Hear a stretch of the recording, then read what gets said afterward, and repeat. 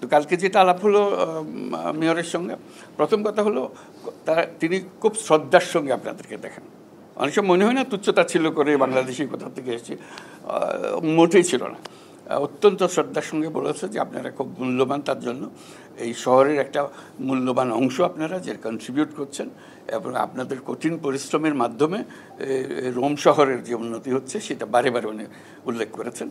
এবং আপনাদের পরিশ্রম, আপনাদের মেধা, আপনাদের সৃজনশীলতা, এগুলোর খুব প্রশংসা করেছেন। এবং এই প্রশংসা শুধু রোম শহরের জন্য না, পুরো ইটালির জন্য আমি বারে বারে শুনেছি। আপনাদের প্রধানমন্ত্রী মেলোনি, তার সঙ্গে কয়েকবার আমার দেখা হচ্ছে, 3বার দেখা হয়েছে, 4বার আবার দেখা হবে ডিসেম্বরে, উনি বাংলাদেশে আসবেন তখন। ইমিডিয়েট কয়েকদিন আগে দেখা হয়েছে, সেটা হলো নিউ ইয়র্কে জাতিসংঘে 24শে সেপ্টেম্বর জাতিসংঘে আমরা দেখা হলো 24শে সেপ্টেম্বর তারিখও বলে দিন।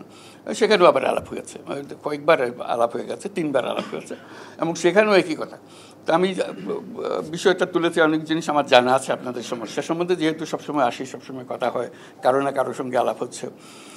তো এগুলো বললাম তাকে, ভিসার কথা বললাম, এই যে লোকটা বাইর করে দিচ্ছে সেগুলোর বললাম, যারা ভিসা দেওয়া হয়েছিল ভিসা আবার রিনিউ করা হচ্ছে না সেগুলোর কথা বললাম।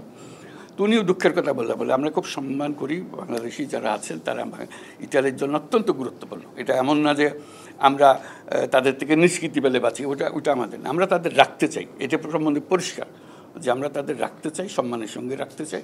কিছু কতগুলো সমস্যা আছে, ভেজাল, এই বাংলাদেশ যেখানে যাচ্ছে এই ভেজালের একটা সৃষ্টি করছে, বলে এইটার থেকে আমরা বাঁচতে পারতেছি না, এটার থেকে নিষ্কৃতি বলে আমি বললাম যে আমরা দুই পক্ষ চেষ্টা করি, আমাদেরও কষ্ট হয়, যে তারাও কষ্ট পায়, আমরাও কষ্ট পাই, তারা ঠেকায় পড়ে এই সমস্যার মধ্যে পড়ে গেছে। এটা এমন না যে তারা আসলে দুষ্ট লোক, তারা ভালো লোক, কিন্তু পরিস্থিতির কারণে দুষ্টামি করে টিকতে হচ্ছে তাদেরকে।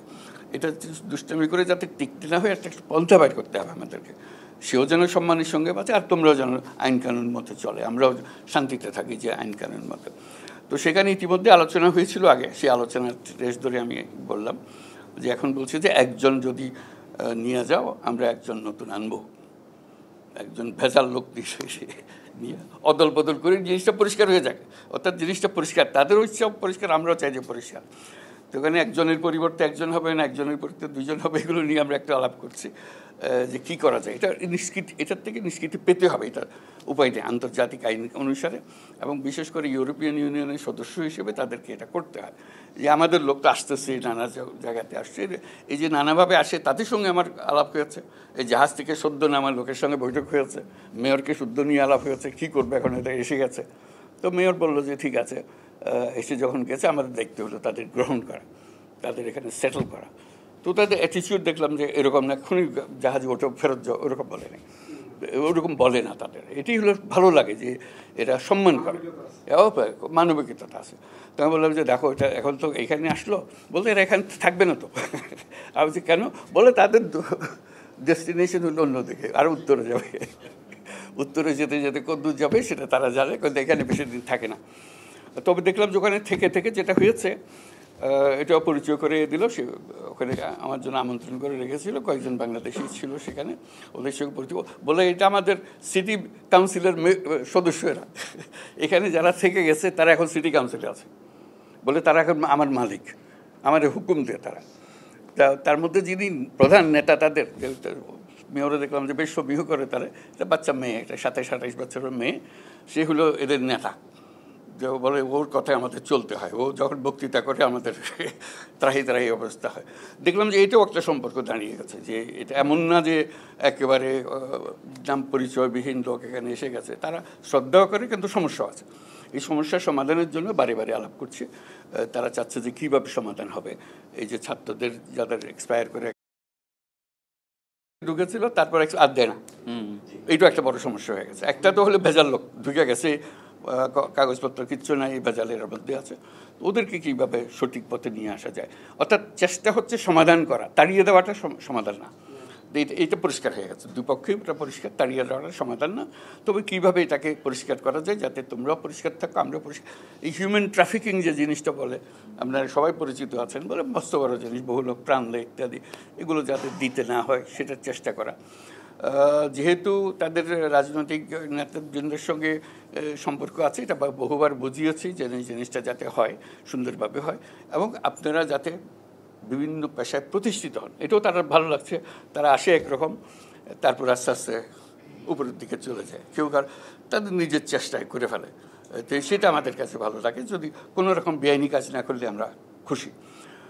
আর এখানে যেহেতু আসি বহুজন সম্মান করার জন্য, রোম শহরের সবচেয়ে বড় বড় রেস্টুরেন্ট যেগুলো আছে সেখানে খেতে নিয়ে যায়, ডিনার খাওয়া হবে। তো আমিও যাই, তারা ডিনার খাওয়াইতে চাই, খাই। কতক্ষণ পরে দেখি আমার চারদিকে ফিসফাস শুরু হয়ে গেছে, কি ব্যাপারে। একজন বাংলাদেশি পাওয়া গেলো, সে এসে সালাম দেয়, কেন স্যার একটু কথা বলবো। কী বল, সবাই ভেতরে কিচেনে অপেক্ষা করতেছে, আপনার সঙ্গে একটু দেখা করবে। তো মালিক আসলো, মালিকে বললো যে হ্যাঁ আমাদের এখানে বাংলাদেশি আছে, বলে আমরা খুব কৃতজ্ঞ বাংলাদেশের প্রতি। বলে আসলে রেস্টুরেন্ট তারাই চালায়, আমি শুধু টাকাটা দিই। বলে এদের কারণেই আমার উপার্জন, তাদের হাতেই এটা। ভেতরে গিয়ে দেখলাম সব কাজকর্ম করতেছে সব বাংলাদেশি। টপ রেস্টুরেন্ট কিন্তু এটা, রাস্তার পাশের রেস্টুরেন্ট না। রোম শহরের কোনো রেস্টুরেন্ট নাই যেখানে বাংলাদেশি শেফ নাই। বাংলাদেশি শেফ চলে গেলে রোম শহর অচল হয়ে যাবে। আমি তাদেরকে বললাম, আমার দেখো আমার ভাগ্য হয়েছিল ইয়েতে মস্কোতে রেস্টুরেন্টে আমাকে নিয়ে গেল একজনে, খুব বড় বড় রেস্টুরেন্টে নিয়ে যাবে। আমি ঠিক আছে, খাওয়া দাওয়া করবো, রেস্টুরেন্টে যাবো। কতক্ষণ পরে দেখি ঠিক বাংলাদেশি একজন হাজির, বলে স্যার আপনি খাওয়া হয়ে গেল, আপনার সঙ্গে একটা ছবি তুলবো। আচ্ছা ঠিক আছে, ছবি তুলবা।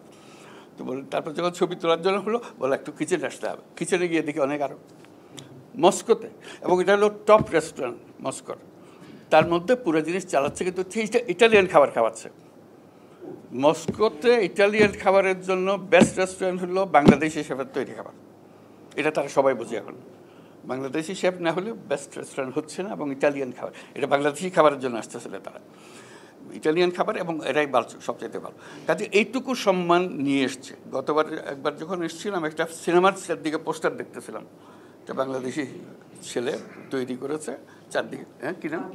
বাংলা, নামটা হলো বাংলা। দেখেছেন কিনা জানি না। আমার সবাই বললো যে এটা তো দেখতে হবে। আমি হ্যাঁ, আমিও দেখবো একটু। চলো, তো দেখার জন্য নিয়ে গেল। দেখা যে তার মা বাপ যত আছে সবাই আসলো, সেই ছেলেও আসলো যে করেছে আমার সঙ্গে দেখা করার জন্য। করে ওই ছবিটা সবাই মিলে দেখলাম। এই বাংলাদেশিদের এই কাহিনী আপনারা নিশ্চয়ই দেখেছেন। এটা শুটিং খুব মজা লাগলো। যে মানে আমি বলছি যে কত দিকে, এটা শুধু রেস্টুরেন্ট চালাচ্ছি, ব্যবসা করছি, আন্তর্জাতিক ব্যবসা করছি তা না, কালচারের মধ্যে ওটা গেছে, এবং সম্মান, খুব ভালো রিভিউ পেয়েছে ওটা। কাজে এই সম্পর্কটা কীভাবে গড়ে তোলা, আপনারা জায়গাটা করে দিয়েছেন। হার্ডেস্ট পার্ট আপনারা করেছেন। নেক্সট যারা আসবে তারা তৈরি জিনিসের উপরে যাবে, এবং আসবে, আরও আসবে। আমরা চাচ্ছি যে আসুক, ইতালির সঙ্গে পরিচয় হোক, ইউরোপের সঙ্গে পরিচয় হোক, তাতে বাংলাদেশের অনেক উপকার হয়। ইয়াং ছেলেবেলারা দেখে থাকে আমরা যেতে পারবো, আমরা এরকম করতে পারবো। ওনারা যেরকম ওরা সাহস করে এসছেন, আমরা তো জানতেন না যে এত বড় ব্যবসা করতে পারবেন। যখন এসছেন অনিশ্চয়তার মধ্যে এসছেন, অনেক দুঃখ কষ্টের মধ্যে এসছেন, অনেক জানা ছিল না কী করব ইত্যাদির মধ্যে এসছেন। তো সেখানে এসছেন। কাজে আপনারা একটা রোল মডেল, আপনাদেরকে দেখে দেখে অনুপ্রাণিত, জাতীয় অনুপ্রাণিত হচ্ছে। কাজেই এরাও সেই সম্মানটুকু দিচ্ছে। আমরা এরকম মনে করি না তারা বড় তুচ্ছতাচ্ছিল্য করছে, মোটেই না। আমি একবার গ্যারান্টি দিয়ে বলতে পারো তারা অত্যন্ত সম্মান করছে, কারণ তাদের অর্থনীতি বেঁচে আছে আপনাদের জন্য। তা না হলে তাদের অর্থনৈতিক সংকট হতো। এখন বাংলাদেশের লোক এটা যে একটা স্থান করে নিতে পেরেছে, ইটালি হলো সবচাইতে বড় উদাহরণ। অন্য জায়গায় তো হবে আস্তে আস্তে, কিন্তু ইটালি পথ দেখিয়েছে। তো সেই জন্য আবার জাতির পক্ষ থেকে আপনাদের সবাইকে ধন্যবাদ জানাই।